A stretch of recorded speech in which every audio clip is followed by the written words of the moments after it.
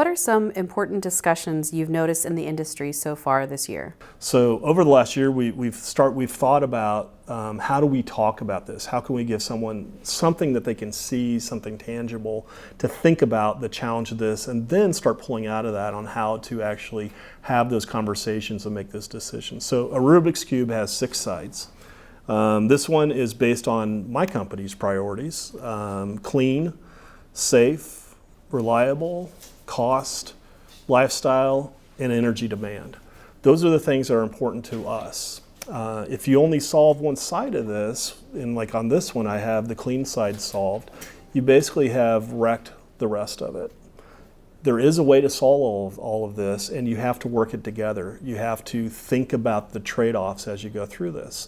So just like the Rubik's Cube, that's one of the things I'm really excited about, where we're at in this stage of our industry and as a country trying to figure out how we address climate change. Is I think that it's becoming more accepted that people are understanding a goal is not enough. A goal is lazy thinking. It really is going to take intense effort, collaboration, 1, to establish the priorities, and then 2, to work through each one of these pieces and understand what those trade-offs are so you can solve the whole thing. Thank you. What are you excited about achieving this year in your current role? Yeah, for me, it's really understanding the intersections of policy, rules, the different aspects that impact us as a regulated natural gas utility. The obvious things for most people in our company and outside of our company are going to be legislation, government policies, the regulatory environment. But we're really seeing an area of opportunity for us for engagement is at the what I'd call the bureaucratic policy level. So, public agencies like the DOE and different groups like that, and really engaging at that level to find how we can best bring our solutions and balance with what our customers need and what our communities need. And I see a path for how we get there now, and it's been pretty hard for us to get to this point, but I'm encouraged that we're at this stage and at this time. How are you, in your own way, keeping Earth weird? Oh, wow, this question got sent to me ahead of time, and I've been really struggling with this. So how I keep Earth weird is I just let myself out. I spent a lot of my life trying to be a perfectionist and try to hold up this this persona, different things like that. And what I found, number 1, that's no fun at all.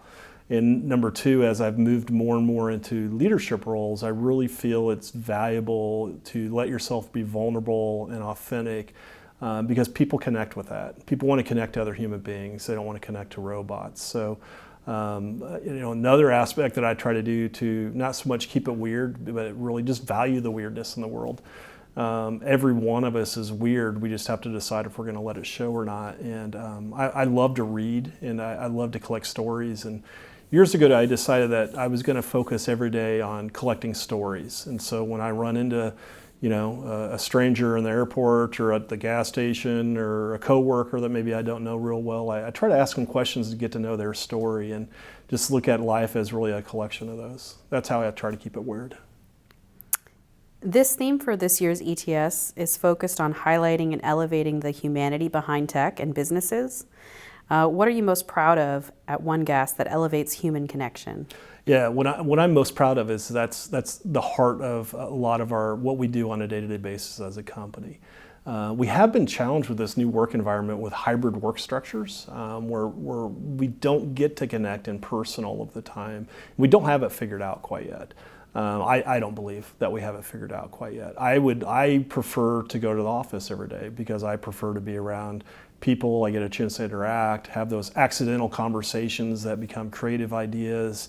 But finding a way that we can balance that with other people's preferences that don't prefer to come to the office every day, that would choose to, would rather, even if they're in the office, to really stay heads down. But I think there's a balance there that we haven't quite achieved as a company, really as a society quite yet, on coming out of COVID, and we all had to, or a lot of us had to work from home, and coming back out of that. I think it's still too early to be seen. I like the company's approach that we've been very flexible about this. There hasn't been mandates other than do things with a purpose, make a decision about it, and help people understand what that is. And we're going to evolve with the time to the best state. As we reflect on ETS's 10th anniversary, how has energy in your life changed in the past 10 years? Oh, wow.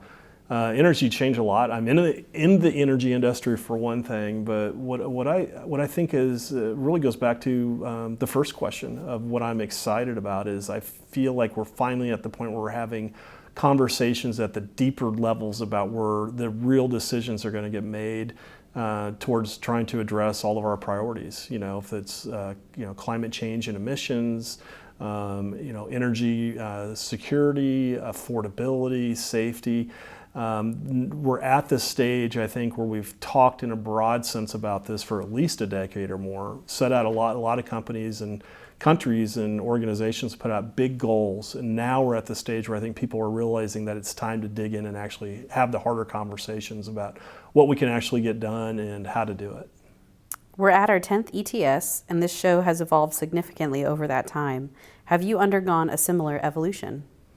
Oh, I'm changing all the time, and as I said before on the how am I keeping the earth weird, I try to just stay open to really. I try to be really present in each day and really let those days be focused on those and let me truly experience those. And if you take that approach, you're present each day, you're thoughtful about each day, you can't help but change pretty rapidly and all the time.